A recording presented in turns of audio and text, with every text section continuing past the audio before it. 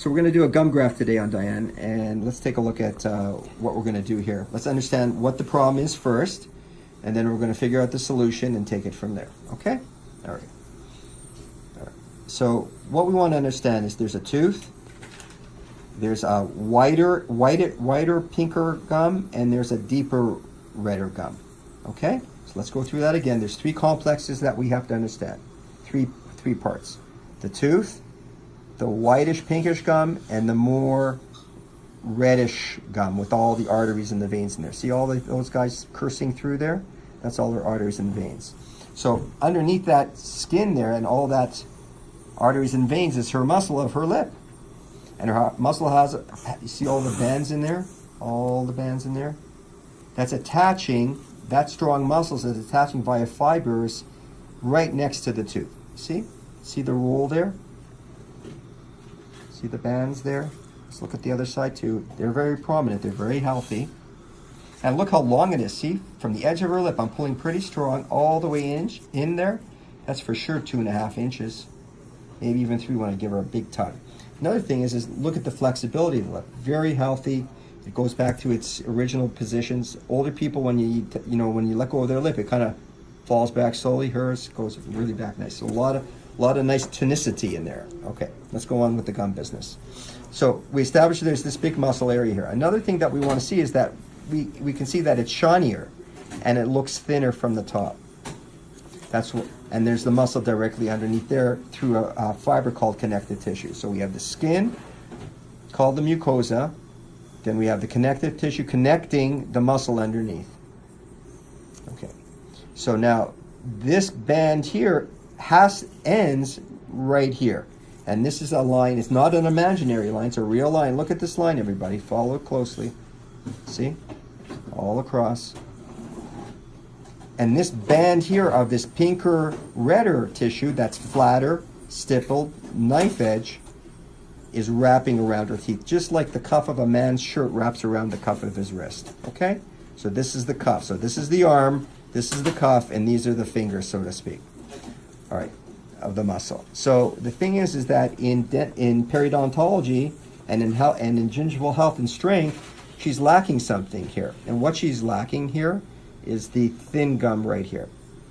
Is the thick gum. So what do you mean by thick gum? Well, basically her gum is pretty thin all over the place, right? And what that means is, look, we're gonna look underneath here, and we're gonna see. I'm gonna take my probe. I'm going to put it underneath, I'm going to push down, and it's about 2 millimeters. If I count 2 millimeters from the top of the gum to here, I'm almost at the mucosal junction here. Okay? So what's happening is this muscle pull is literally ripping down her band of attached tissue, and it's getting thinner and thinner. All this pulling is too much for this band of attached, of thick tissue here, and it's getting thin. It's getting thin. So even though it's thick, it's not tall from here to here. So basically, we want a band of tissue that's about 2 to 3 to 4 millimeters thick beyond where this probe goes. So if the probe goes down here, let's say 2 millimeters, then from this edge downwards, we want to put in a band of strong tissue from a graft procedure, which is what we're going to do, into this area here. That means 5 weeks from now, 4 weeks from now, when we go back in here, we're going to see created gum tissue that's going to look like this, except lower down and guarding us against this big bad boy muscle. Now, the apex of the muscle, so let's say you take a brisket of meat, a big one, a big piece, and you fold it over, right? So in that fold, this is the brisket of meat. This is the fold here. So here's the meat out here. I'm folding it. See, like that? Look at that, kind of funny looking, right? And right there where it attaches right here.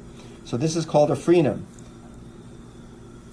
It looks kind of a little bit like a frog leg. This is not such a big frenum. I've seen other ones.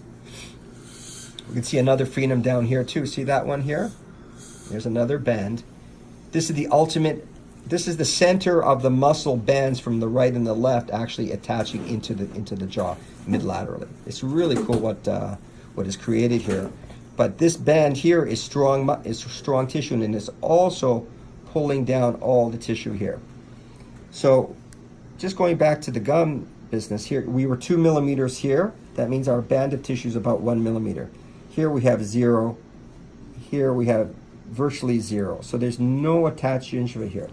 So in our surgery here, it's simple surgery. We're going to make a cut across here, right down into this area here. Sorry. And I'm going to do a vertical, and I'm going to fillet the tissue away, the muscle away from the lip, and I'm going to put some graft material. But what we're going to do is, luckily, we already did a graft on Diane, and she's so used to this. Oh, yeah. She's just a pro. So this is kind of unique because we're going to show everybody out there what Dr. Immer's going to do here. And I'm going to take my successful graft that I did a while ago. Right down there. It's pretty big. See the thicker tissue here? So we're going to take that tissue here. We're going to fillet it off, and we're going to transfer it down into here too. Okay? So let's go through that again. We're going to fillet that off, make the incision here, put the tissue down, and call it a day. Sounds good. Yeah. Now, everyone's going to wonder why you're removing the graft that you did for it, because what's going to happen is this is going to grow right back. That's the beauty of these grafts here. How do you like them now?